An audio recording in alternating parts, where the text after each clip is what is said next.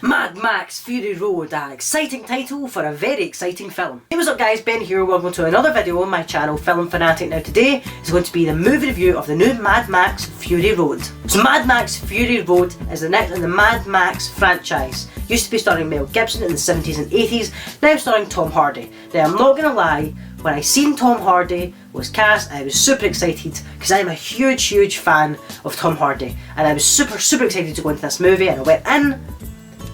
And I'm not gonna lie, I was a little bit disappointed. I'm not saying Tom Hardy was bad in this movie, because he wasn't. There was moments where he showed his acting talents, but like I said, really just moments. I mean, the old Mel Gibson 70s and 80s, Mad Max was crazy. He was bonkers, he was off his head.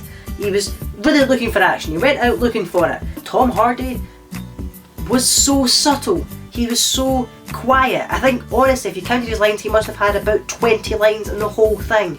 He really didn't say that much. I suppose they kind of wanted his actions to speak louder than words, but to be honest, that made it worse.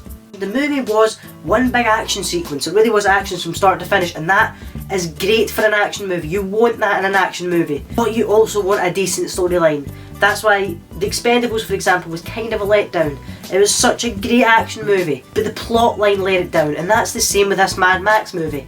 As much as the movie, like I said, was enjoyable and entertaining, and there was lots of explosions and gunfire and fights and arguments, and it was good, I left not really knowing what the storyline was. Mad Max's escape from prison in the first 5-10 minutes, Charlize Theron was trying to sneak 5 or 6 really beautiful women out of the city to this green place where they'd be safe, and that was it.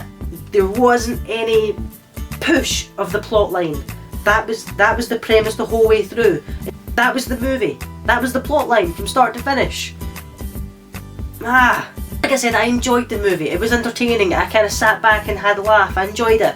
But like I said, all through this film I was kind of sitting thinking, why are they doing this? And that was not explained much. Another thing that kind of let me down on it was the character development. Now, very much like the plot, there wasn't any development. Usually in a movie you start with, say for example, a lovable, stupid guy.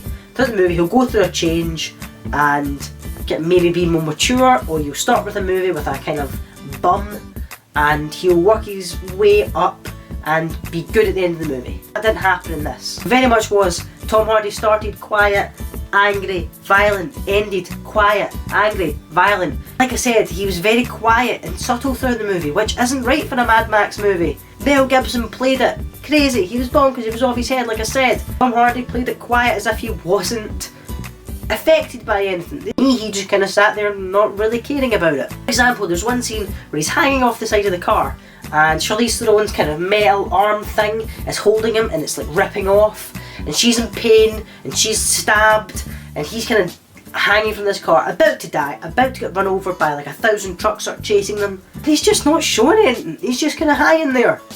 And I was really disappointed in that. I mean, I was really excited to see this movie, I was, but I was just disappointed a little bit. Now, as much as the action was enjoyable, don't get me wrong, the actual movie was great, the characters didn't live up to the standards I was hoping. The one thing I can commend Charlize Theron is she stole the movie. Now, as much as it is called Mad Max, so you'd expect Tom Hardy to be the main guy, Furiosa, Charlize Theron's character, stole it. She was better than him. I'm not even ashamed to say it. She was good. I mean, to me, she was the more badass character. She was the one that did all the shooting and explosions and stuff. She was the one I rooted for. Charlize Theron was a badass. She did it with one hand. She had one hand. She did all that with one hand. You serious? That's a badass. That is a badass I've never seen one. So like I said, Tom Hardy was good, disappointing. Charlize Theron was incredible, but her character was bad. That is the end of this review, guys.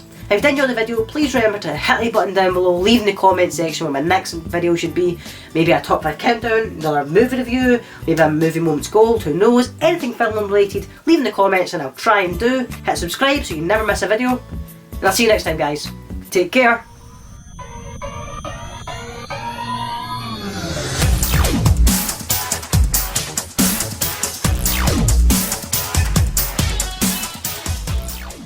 Take care. That voice crack.